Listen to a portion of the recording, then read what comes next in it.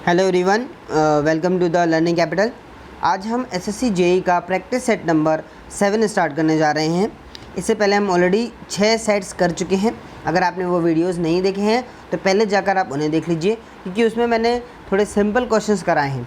अब जैसे जैसे हमारे वीडियोज़ आगे बढ़ेंगे तो हमारा क्वेश्चन का जो लेवल है वो आगे बढ़ता चला जाएगा। स्टार्ट करने से पहले मैं आपसे एक रिक्वेस्ट करूँगा कि आप एक कॉपी और पेन लेकर रखिए, ताकि हर क्वेश्चन का जो आंसर है उसे आप उस पेज में या कॉपी में आप लिखेंगे। अगर आपका सही होता है तो पॉजिटिव 1 मार्क, और अगर आपका आंसर गलत होता है तो -0.25 मार्क्स। ठीक है। जब वीडियो ख़त्म हो जाएगा उसके बाद आप अपने मार्क्स को एवेल्यूएट करके कमेंट सेक्शन में ज़रूर बताइएगा कि आपके कितने मार्क्स आए। ठीक है। इससे आपके नेगेटिव मार्किंग जो है वो, जितने मार्क्स आपके नेगेटिव हो रहे थे वो आपके एलिमिनेट होना शुरू हो जाएंगे। ठीक है। तो चलिए स्टार्ट करते हैं आज का हमारा प्रैक्टिस सेट। मेरा नाम है आकाश श्रीवास्तव और हम कर रहे हैं एसएससी जेई के practice set. Question number 1, the limit of percentage of longitudinal reinforcement in a column is. Option A is 0.15% to 2%, option B 0.8% to 4%, option C 0.8% to 6%, option D 0.8% to 8%। इनमें से हमें चूज़ करना है। Question simple है पर जो options हैं वो थोड़े से कंफ्यूजिंग हैं। आपको जो भी इनमें से सही आंसर लगता है उसे आप अपनी कॉपी में ज़रूर लिखिए। आई होप आप लोगों ने लिख लिया होगा। तो इसका जो सही आंसर है that is option C 0.8 to 6%। ठीक है। अब देखिए कन्फ्यूज़न का पॉइंट क्या है, ये जो 4% है ये है कन्फ्यूज़न वाली चीज़। जो आपकी बीम रहती है, बीम में मैक्सिमम परसेंटेज ऑफ रीइंफोर्समेंट है वो 4% रहता है, जबकि कॉलम में वो आपका क्या हो जाता है, वो 6% हो जाता है। ठीक है। तो इस चीज़ का हमें ध्यान रखना है। और मिनिमम जो परसेंटेज ऑफ स्टील रहेगा वो 0.8% रहेगा। ठीक है। तो हमारा जो सही आंसर है that is option C 0.8% to 6%। ठीक है। आइए बढ़ते हैं नेक्स्ट क्वेश्चन की तरफ। क्वेश्चन नंबर 2 है हमारा, a T-beam behaves as a rectangular beam of width equal to its flange if its neutral axis, option A is coincides with centroid of a reinforcement, option B coincides with centroid of T section, C remains within the flange, and D remains within the web। एक बार question पढ़ लेते हैं। Question क्या बोल रहा है? Question बोल रहा है एक टी बीम जो है रेक्टेंगुलर बीम की तरह बिहेव करेगी जब तक जो आपकी न्यूट्रल एक्सिस है, और न्यूट्रल एक्सिस के ऑप्शंस दिए हैं। पहला ऑप्शन है कि सेंट्रॉइड ऑफ रीइंफोर्समेंट से कोइंसाइड करेगा। दूसरा ऑप्शन है टी सेक्शन की सेंट्रॉइड से कोइंसाइड करेगा। तीसरा ऑप्शन है फ्लेंज के अंदर न्यूट्रल एक्सिस लाई करेगी, या फिर चौथा ऑप्शन है वेब के अंदर लाई करेगी। ठीक है। ये क्वेश्चन रिपीटेड है, कई बार आ चुका है। आप बताइए इसका क्या आंसर होगा, उसके बाद हम बताएंगे इसका सही आंसर क्या है। तो इसका जो सही आंसर है that is option C remains within the flange. जब आपकी न्यूट्रल एक्सिस फ्लेंज के अंदर रहती है तो आपकी जो टी बीम है वो एक रेक्टेंगुलर बीम की तरह बिहेव करती है। ठीक है। तो आई होप आप लोगों ने आंसर लिखा होगा। जो गलत करते जा रहे हैं वो अपने आप को नेगेटिव मार्किंग ज़रूर दीजिएगा, और जो सही कर रहे हैं वो पॉजिटिव मार्क देंगे अपने आप को 1 मार्क। चलिए आगे बढ़ते हैं क्वेश्चन नंबर 3 की तरफ। Material following Hooke's law have, option A linear stress strain curve, option B curvilinear stress strain curve, option C parabolic stress strain curve, and option D both A and B.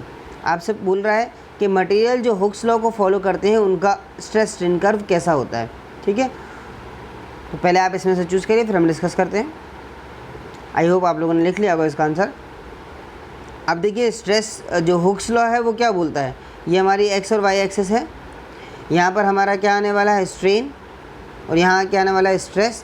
अब Hooke's law क्या बोलता है, according to Hooke's law stress is directly proportional to strain, यानी कि sigma is equal to E upon E into epsilon. ठीक है। तो यहाँ पर जो कर्व बनता है वो आपका स्ट्रेट लाइन का बनता है। ठीक है। तो ये है आपका हुक्स लॉ। तो इसका जो सही आंसर हो जाएगा that is option number A. Option A जो है वो इसका सही आंसर होगा, लीनियर स्ट्रेस स्ट्रेन कर्व। चलिए आगे बढ़ते हैं नेक्स्ट क्वेश्चन की तरफ। क्वेश्चन नंबर 4 बोल रहा है Malleability is the property by which a material can be stretched. Option A था can be stretched, option B is cannot be stretched, option C is be uniformly extended in all direction without rupture, and option D is absorb energy without failure. ठीक है, तो इसमें से आपने choose करना है. Malleability के बारे में पूछा है. पहले आप आराम से ऑप्शन को पढ़िए फिर जवाब दीजिएगा, क्योंकि जो ऑप्शन है वो थोड़े से कन्फ्यूजिंग है. देखिए डिस्कस कर लेते हैं इसको. इसका जो सही आंसर है that is option C, be uniformly extended in all direction, हर डायरेक्शन में जाएगा विदाउट रप्चर. मेलिबिलिटी का क्या मतलब होता है, अगर आप कोई शीट है, कोई मेटल है, उसको आप बीट करेंगे तो वो थिन शीट्स में कन्वर्ट हो जाता है और वो हर डायरेक्शन में इस तरह से एक्सटेंड होता है. ठीक है, बिना ब्रेक हुए. ठीक है, तो इस तरह की जो प्रॉपर्टी है उसको हम बोलते हैं मेलिबिलिटी. एक और प्रॉपर्टी क्या होती है आपकी, कि अगर कोई आपका स्पेसिमेन है इस तरीके का, आपने उस पर टेंसाइल फोर्स लगाया है, और आपने जब इस टेंसाइल फोर्स लगाया है तो ये जो मटेरियल है ये एक्सटेंड हो जाता है, स्ट्रेच्ड हो जाता है, तो इसको हम क्या बोलते हैं, डक्टिलिटी. ठीक है, तो ये आपकी डक्टिलिटी कहलाती है. और अगर स्ट्रेच नहीं होता है तो फिर हम उसे क्या बोलते हैं, ब्रिटलनेस, इस तरीके से. ठीक है, तो ये हमारी प्रॉपर्टीज़ हैं. प्रॉपर्टीज़ पे एक क्वेश्चन ज़रूर आता है, तो आप प्रॉपर्टीज़ को पढ़ के जाइएगा. अच्छा, डी ऑप्शन क्या बोल रहा है, एब्जॉर्ब एनर्जी विदाउट फेलियर. तो ये क्या है, एब्जॉर्ब एनर्जी विदाउट फेलियर का मतलब होता है ये टफनेस की बात कर रहा है. ठीक है, तो ये जो डी ऑप्शन है उसका वो किसकी बात कर रहा है, टफनेस की बात कर रहा है. ठीक है, चलिए आगे बढ़ते हैं क्वेश्चन नंबर 5 की तरफ. Question 5 is if normal shear stress is less than the design shear strength of concrete then. आपसे बोल रहा है नॉर्मल shear स्ट्रेस जो है वो छोटी है डिज़ाइन shear स्ट्रेंथ से. ठीक है, options are minimum shear reinforcement is to be provided, option B section is to be designed for shear, option C shear reinforcement is not required, and option D the section is safe. कई बार question आता है ये SSC gate और IAS में, तो ये बहुत important चीज़ है, इसको आप इंपॉर्टेंट क्वेश्चन मार्क करिएगा. अब क्या बोल दिया इसने, normal shear stress, normal shear stress को हम कैसे डिनोट करते हैं, टाउ वी से, और डिज़ाइन shear स्ट्रेस को हम कैसे डिनोट करते हैं, टाउ सी से. अभी क्वेश्चन बोल रहा है it is less than, tau V is less than tau C. तो इस केस में क्या होता है, इस केस में हम क्या करते हैं, शेयर में सेफ तो होता है हमारा जो भी बीम है, लेकिन उसके बाद क्या होता है, इसके बाद भी सेफ होने के बाद भी मिनिमम shear reinforcement भी प्रोवाइड किया जाता है. ठीक है, तो सेफ है पर उसके बाद भी मिनिमम shear reinforcement प्रोवाइड किया जाता है. ठीक है, तो इसका जो सही आंसर हो जाएगा वो क्या हो जाएगा, option A is the right answer. Minimum shear reinforcement is to be provided. ठीक है, चलिए आगे बढ़ते हैं नेक्स्ट क्वेश्चन की तरफ. नेक्स्ट क्वेश्चन है हमारा, acid rain is caused due to which of the following. Option A H2SO4, option B HNO3, option C CH4, and option D both A and B. ठीक है, जिसका जो सही आंसर है that is option D both A and B. H2SO4 और HNO3 दोनों के कारण आपकी एसिड रेन होती है. चलिए आगे बढ़ते हैं नेक्स्ट क्वेश्चन की तरफ. A crop requires 19 centimeter of water in 14 days. Then the duty of the crop is.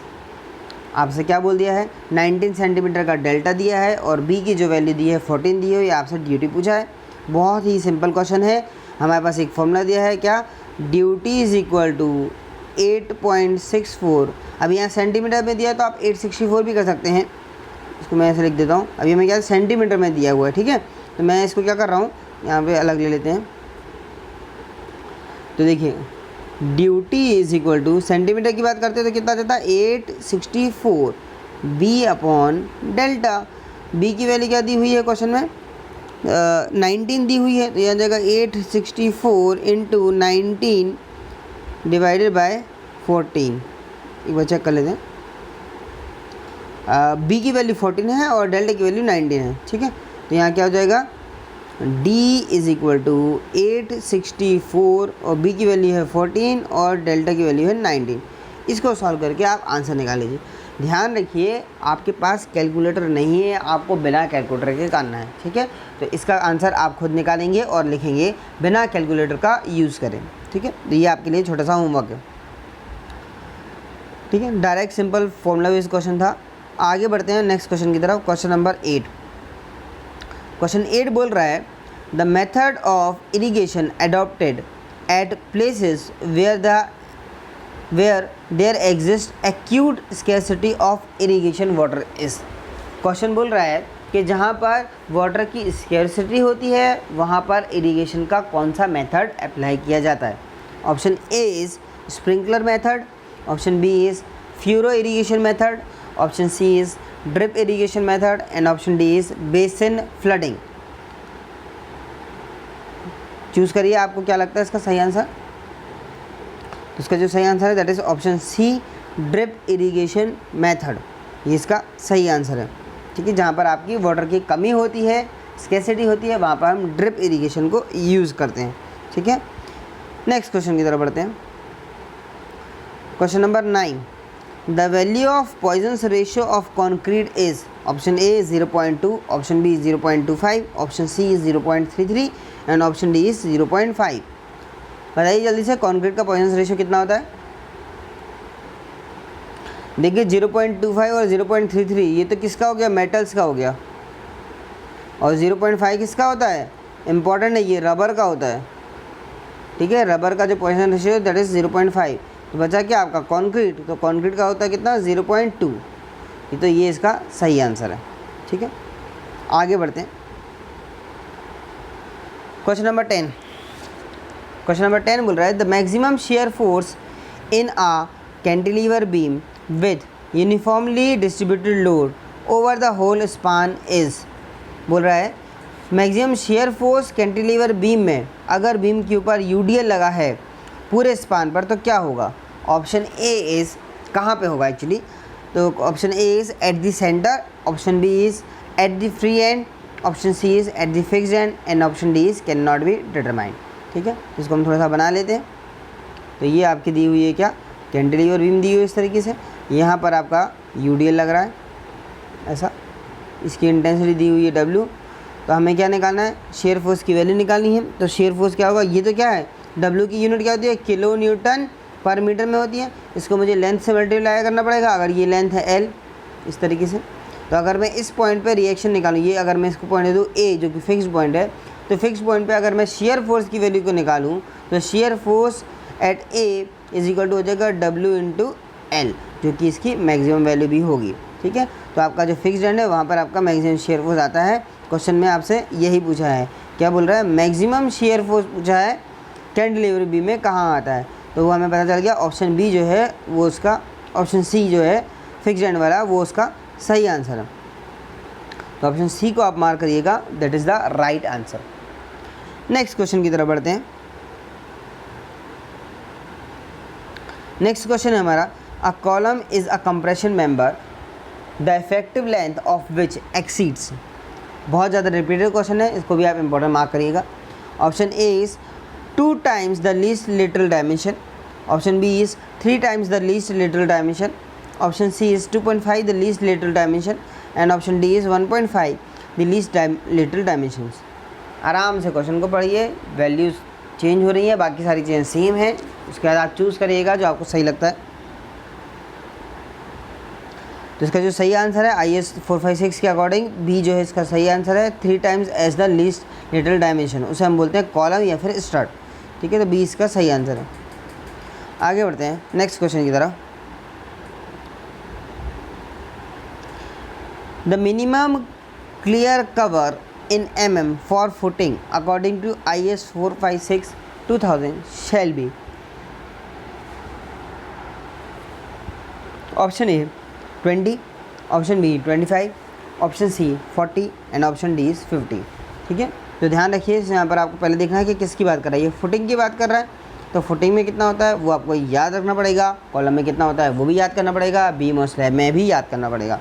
ठीक है, तो यहाँ पर मैंने आपके लिए लिखा हुआ है कि जो मिनिमम कवर होता है कॉलम में होता है 40 mm का, फुटिंग में होता है 50 mm का।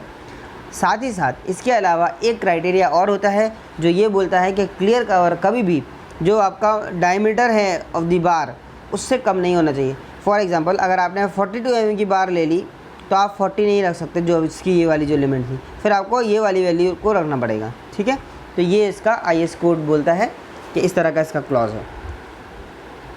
चलिए आगे बढ़ते हैं नेक्स्ट क्वेश्चन की तरफ। The effective span of cantilever slab at the end of a continuous slab is. Again ये बहुत ज़्यादा रिपीटेड क्वेश्चन है, इसे भी आप इंपॉर्टेंट मार्क करेंगे। ऑप्शन है clear span plus effective depth of slab. Option B is clear span plus half of the effective depth of the slab. Option C is length up to the centre of the support. Option D is length up to the face of the support plus half of the effective depth. देखिए ये भी IAS 456 से direct question आया हुआ है, आपको IAS code में मिल जाएगा। नॉर्मली ये नोट्स में नहीं मिलता है। तो इसका जो सही आंसर है that is option D, length up to the face of the support plus half of the effective depth. ये किसकी बात कर रहा है? ये कैंटिलीवर बीम की बात कर रहा है, ध्यान रखिएगा है ना। कैंटिलीवर बीम में हो रहा है ये आपका L प्लस D/2, ठीक है। अगर आपका सिंपली सपोर्टेड बीम होती तो क्या हो जाता है L प्लस D और सेंटर टू सेंटर डिस्टेंस ये लेते हैं, ठीक है। आगे बढ़ते हैं नेक्स्ट क्वेश्चन की तरफ।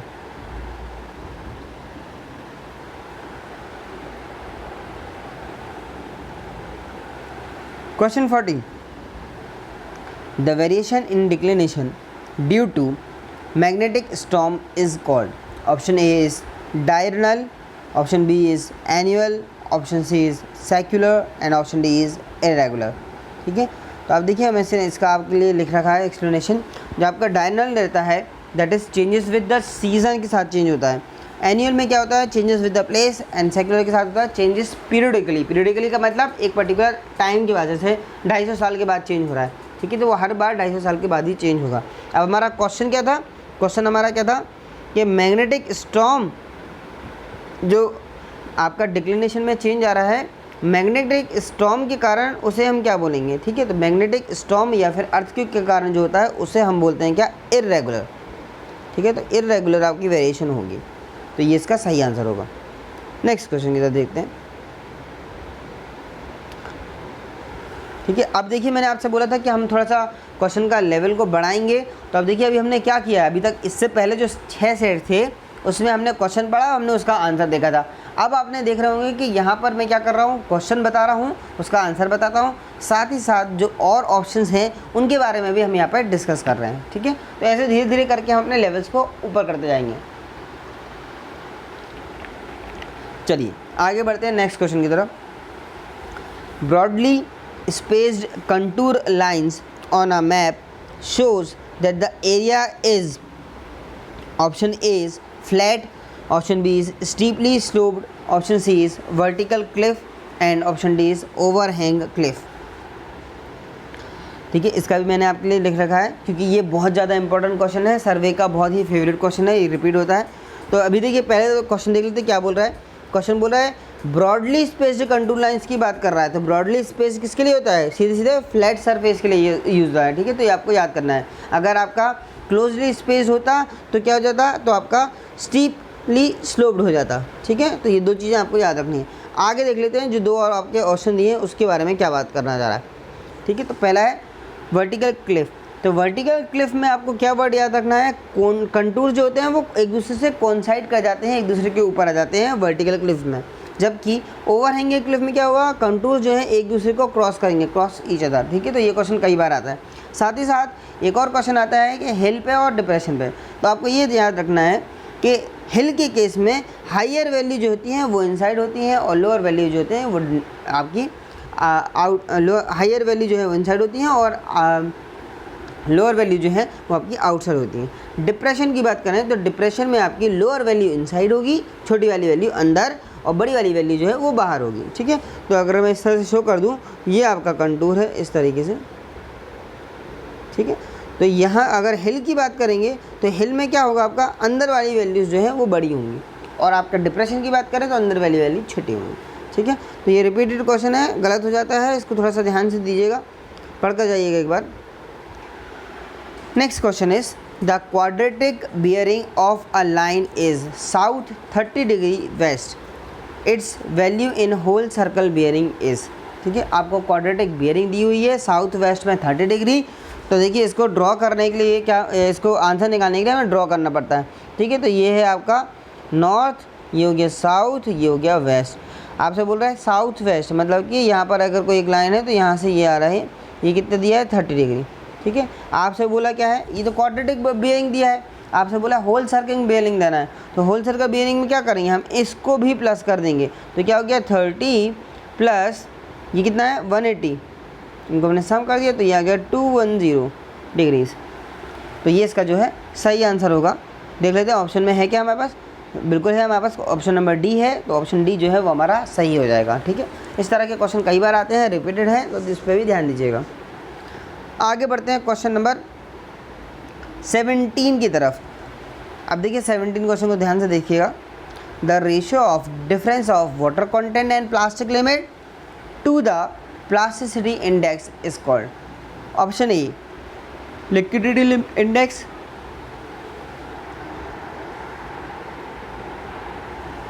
Option B consistency index, option C shrinkage ratio and option D toughness index. ठीक है, तो आपसे क्या बोल रहा है, एक रेशियो पूछ रहा है difference between water content and plastic limit divided by plasticity index की बात कर रहा है। ठीक है, तो ये क्या होता है, ये होता है आपका लिक्विडिटी इंडेक्स। ठीक है, अगर आपका यहाँ इसकी अलावा क्या होता, सॉरी ये लिक्विड लिमिट है, नहीं है ये वाटर कंटेंट है ना, अगर इसकी जगह आपको क्या होता liquid limit minus water content upon IP, तो ये होता है क्या कंसिस्टेंसी इंडेक्स। ठीक है, तो ये दो फॉर्मूले आपको याद रखने हैं। क्या बोल रहा है, लिक्विडिटी इंडेक्स कौन सा होगा, वाटर कंटेंट प्लास्टिसिटी लिमिट में का डिफरेंस डिवाइडेड बाय आपका प्लास्टिसिटी इंडेक्स है। ठीक है, तो ये हमारा आंसर होगा इसका। तो इसका जो सही आंसर है that is option A liquidity index. चलिए आगे बढ़ते हैं नेक्स्ट क्वेश्चन की तरफ। क्वेश्चन नंबर 18 बोल रहा है velocity distribution in turbulent boundary layer is, option A is logarithmic law, option B is parabolic law, option C is linear law and option D is cubical law. ठीक है, तो turbulent में हमें पता है कि 1/7 रहती है, जिसको हम क्या बोलते हैं लॉगरिथमिक लॉ बोलते हैं। ठीक है, तो इसका जो सही आंसर है दैट इज ऑप्शन ए। चलिए आगे बढ़ते हैं नेक्स्ट क्वेश्चन की तरफ।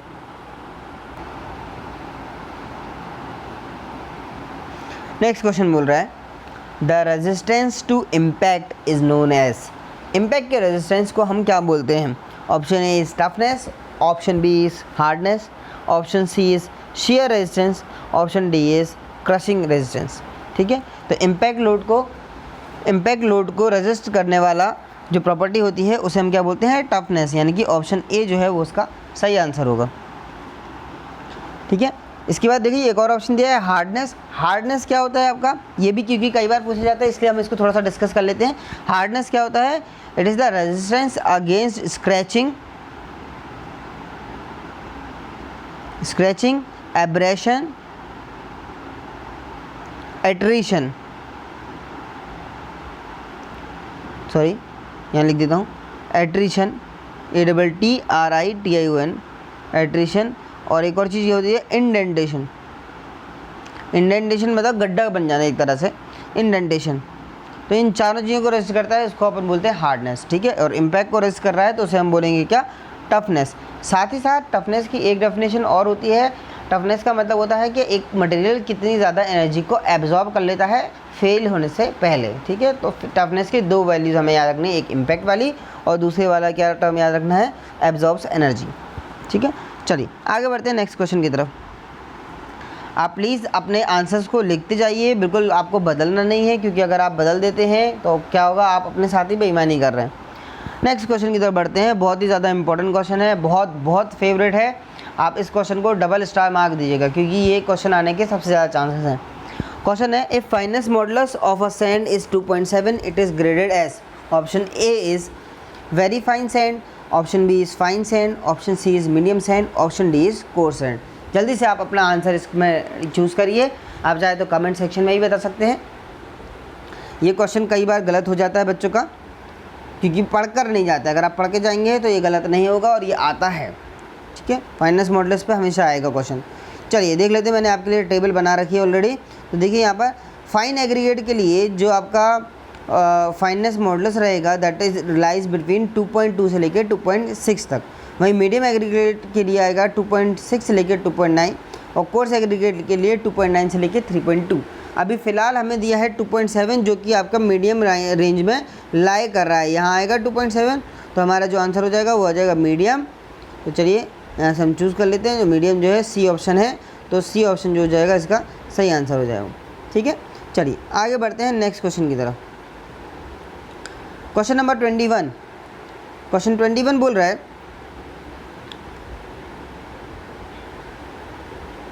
The volume of voids to volume of solids is known as. ठीक है, बहुत ही इंपॉर्टेंट क्वेश्चन है। ऑप्शन ए है पोरोसिटी, ऑप्शन बी है वॉइड रेशियो, ऑप्शन सी है एयर कंटेंट, ऑप्शन डी है डिग्री ऑफ सैचुरेशन। देखिए अभी यहाँ पर मैंने अपने हिसाब से ऑप्शंस डाल दिए हैं क्योंकि ये सारी चीज़ें इंपॉर्टेंट है, इसलिए हम सारी चीज़ों को यहीं देखेंगे। ठीक है, तो अभी आपसे क्या बोल रहा है, सबसे पहला ऑप्शन है volume of voids to the volume of solids. ठीक है, ये बोल रहा है। उसके बाद देखिए इसको हम क्या बोलेंगे, volume of void to the volume of solid, ये क्या होता है आपका, इसको हम बोलते हैं वॉइड रेशियो। ठीक है, तो बी ऑप्शन जो है इसका सही होगा। ठीक है, volume of void divide by volume of solids VS। ठीक है, इसको हम बोलते हैं वॉइड रेशियो। अब पोरोसिटी क्या होती है, पोरोसिटी होती है volume of void divide by total volume of the soil. ठीक है, एयर कंटेंट क्या होता है, volume of air divide by total volume of water. Degree of saturation क्या होता है, volume of water divided by volume of void. ठीक है, तो ये होता है क्या आपका S, ये होता है AC, और ये क्या होता है, ये आपका होता है क्या पोरोसिटी। ठीक है, और वॉइड रेशियो आपको क्वेश्चन में गिवन है, तो ये आपका 21 वाला आंसर हो जाएगा। ठीक है,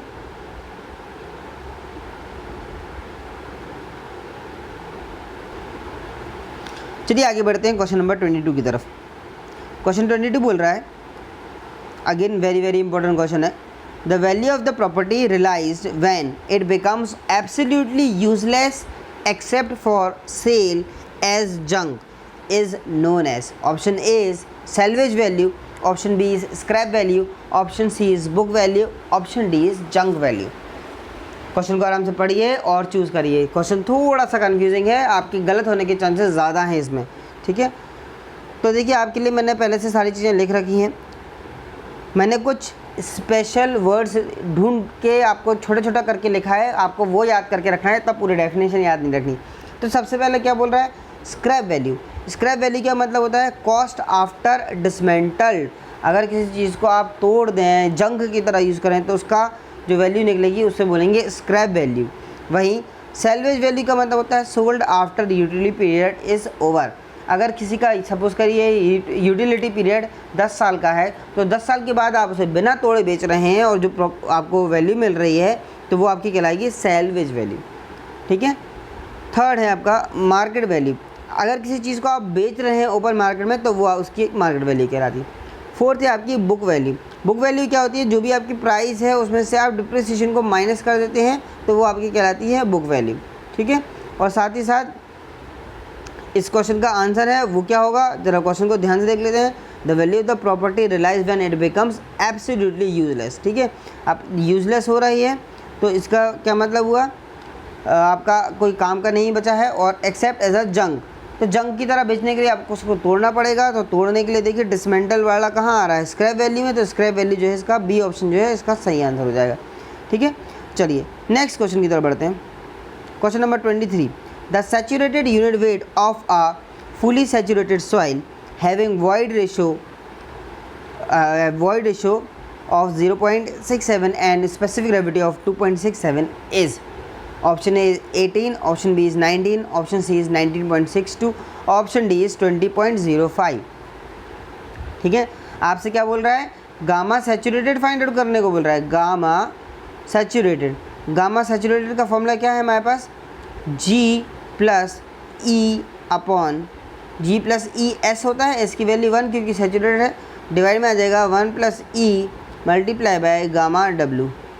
ठीक है, तो यहाँ पर सारी वैल्यूज आपको दी है, G भी गिवन है, E भी गिवन है। गामा W की वैल्यू ध्यान रखिए, अभी क्वेश्चन में कुछ नहीं गिवन है, तो जब क्वेश्चन में गिवन नहीं दी है तो आपको क्या रखना है 9.81, और अब इसको सॉल्व करके बताना है कि इसका आंसर क्या होगा। ठीक है, कैलकुलेटर का यूज़ मत करिएगा क्योंकि एग्जाम में कैलकुलेटर आपके पास अवेलेबल नहीं है। ठीक है, इसका जो सही आंसर है दैट इज़ ऑप्शन सी 19.62, ये आपका आंसर आना चाहिए। चलिए आगे बढ़ते हैं नेक्स्ट क्वेश्चन की तरफ। Question 24, while estimating for plastering usually no reduction is made for option A end of the beam, option B small opening up to 0.5 square metre, option C end of rafter and option D is all of these. ठीक है, तो इसका जो answer है that is option D all of these. कई बार repeat हुआ है क्वेश्चन, तो आप इसे एज इट इज़ याद करेंगे, इसमें ऑल ऑफ दीज होता है। नेक्स्ट क्वेश्चन जो हमारा लास्ट क्वेश्चन भी है, outer projection of a trade is called. देखिए ये इस लास्ट ईयर ही इस पेपर में आया है एसएससी जेई के, तो बहुत ही ज़्यादा इंपॉर्टेंट क्वेश्चन है। आज से बोल रहे हैं आउटर प्रोजेक्शन जो ट्रेड का होता है उसको क्या बोलते हैं, तो उसका जो सही आंसर है that is option A nosing, option B जो ट्रेडर है, option C step, option D going. ये तीनों नहीं होते हैं, तो ये नहीं होगा, बी नहीं होगा, सी नहीं होगा और डी नहीं होगा। ऑप्शन ए जो है नोजिंग that is the right answer. ठीक है, तो आज का सेशन हमारा यहाँ एंड होता है। आपको सेशन कैसा लग रहा है, आपको क्वेश्चन कैसे लग रहे हैं, तो वो आप हमें कमेंट सेक्शन में लिख कर ज़रूर बताइए। आपको किसी भी तरह की कोई हेल्प चाहिए तो आप चाहें तो हमें कमेंट सेक्शन में बता सकते हैं, हम आपकी हेल्प उसमें ज़रूर करेंगे। ठीक है,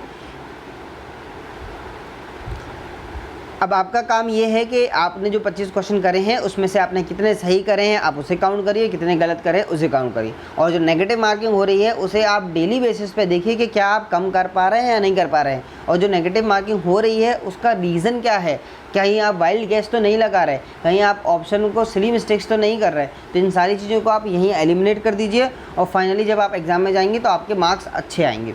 ठीक है, अब मैं आपसे रिक्वेस्ट करूंगा कि आप ना अपने दोस्तों के साथ इस वीडियो को शेयर करिए, वीडियो को लाइक करिए और कमेंट करिए आपका जो भी व्यूज़ है इस वीडियो के बारे में, तो वो आप हमें ज़रूर बताइए। मैं कल फिर हाजिर हूँगा आपके सामने प्रैक्टिस सेट नंबर 8 लेकर। तो आप पढ़ाई करते रहिए, इम्प्रूवमेंट लाते रहिए। आगे आने वाले वीडियोस में जो क्वेश्चन मिलेंगे वो थोड़े थोड़े से मैं हाई लेवल के क्वेश्चंस बनाता जाऊँगा। ठीक है, हाई लेवल के क्वेश्चन ज़रूर बनाऊँगा, इसका ये मतलब नहीं होगा कि आपके ईजी क्वेश्चन नहीं होंगे, तो एक मिक्सअप कॉम्बो बनाऊँगा कि आप पे ईजी भी क्वेश्चन मिले और टफ क्वेश्चन भी मिले। पर अगर आपने पुराने वीडियोज़ नहीं देखे हैं तो आप प्लेलिस्ट में जाइए और आप पुराने वीडियोज़ को भी ज़रूर देख लीजिए।